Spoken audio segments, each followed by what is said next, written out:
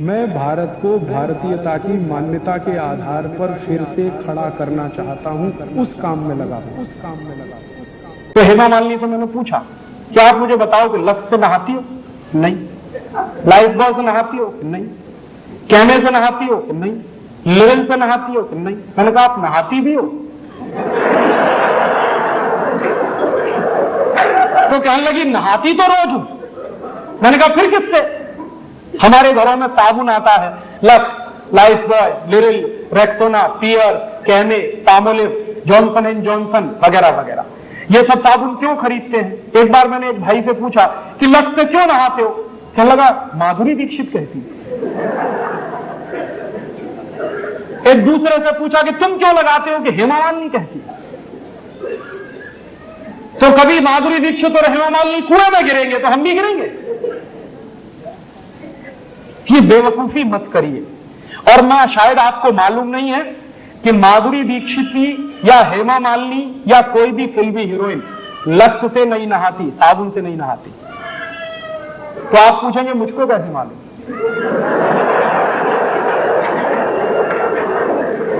मुझको पता चला अभी कुछ दिन पहले बंबई में मेरा एक व्याख्यान हुआ था जुहू में।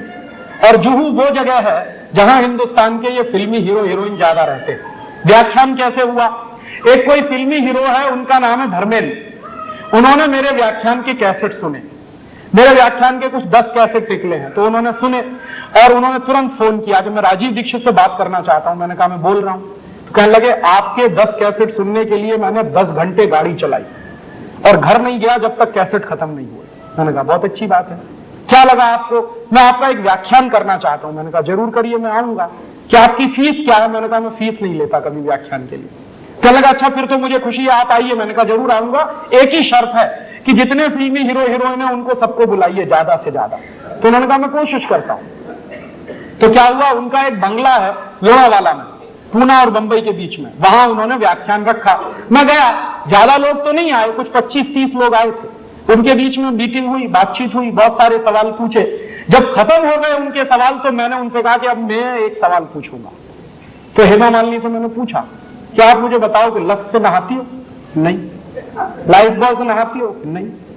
कैमे से नहाती हो? नहीं। लिरिल से नहाती हो? नहीं। मैंने कहा आप नहाती भी हो? तो कहने लगी नहाती तो रोज हूं। मैंने कहा फिर किससे? तो उन्होंने बताया चने के आटे में मलाई डाल के नहाती हूं, माने बेसन में मलाई डाल के नहाती हूं। तो मैंने कहा अगर आप बेसन में मलाई डाल के नहाती है तो ये बात पूरे देश को क्यों नहीं बताती? कहने लगी डर लगता। मैंने कहा क्या डर लगता? कि अगर हिंदुस्तान की सभी बहनों ने बेसन में मलाई डालकर नहाना शुरू किया तो सब हेमा मालिनी हो जाएंगे। तो मेरी तो कुर्सी खतरे में पड़ जाएगी। तो आप ये जान लीजिए कोई भी फिल्मी हीरोइन साबुन से नहीं नहाती। क्यों? उसका कारण है जितने साबुन हैं वो बनते हैं कास्टिक सोडा से, और कास्टिक सोडा शरीर की त्वचा के लिए बहुत खराब होता है। और आप ये चाहें तो प्रयोग करिए, साबुन से नहाइए, नहाने के 20 मिनट के बाद जब आपका शरीर सूख जाए तो नाखून से ऐसे लाइन खींचिए, सफेद रंग की लाइन खींचेगी। और आजकल ठंडी का दिन है, साबुन से नहाइए, 10 मिनट बाद आपका पूरा चेहरा सफेद सफेद हो जाए। क्यों?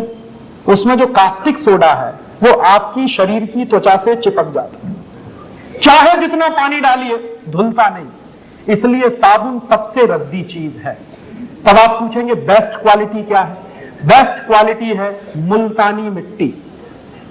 मिलती है अभी भी इस देश में, खरीद लाइए बाजार से। क्या करें उसका?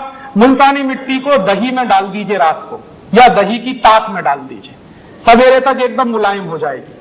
उसको पेस्ट बनाइए, शरीर पर ऐसे ही लगाइए जैसे साबुन लगाते हैं, और नहा लीजिए गर्म पानी से, एकदम फ्रेश हो जाएंगे आप। दूसरा तरीका, चने का आटा माने बेसन, उसमें मलाई मिलाइए, पेस्ट बनाइए, उसको रगड़िए और उससे नहाइए। तीसरा तरीका, आप जो है अपने घर में ले आइए मसूर की दाल का आटा, मसूर की दाल होती है उसको पिसवाइए, उसका आटा बनता है, उसमें शहद मिलाइए, मध मिलाइए और उसका पेस्ट बना के उससे शरीर को लगाइए और गर्म पानी से नहाइए, आपकी स्किन एकदम सॉफ्ट हो जाएगी। चौथा तरीका, मुल्तानी मिट्टी लीजिए, अरीठा का पाउडर लीजिए, शिकाकाई पाउडर लीजिए, तीनों को बराबर बराबर मात्रा में मिलाइए, डिब्बे में बंद करके रखिए, 1 साल तक इसका कुछ नहीं बिगड़ता। नहाने के 20 मिनट पहले 1 चम्मच पाउडर 1 गिलास पानी में डाल दीजिए और उस पानी से पहले शरीर के बाल धो लीजिए, आपके बाल टूटना बंद हो जाएंगे।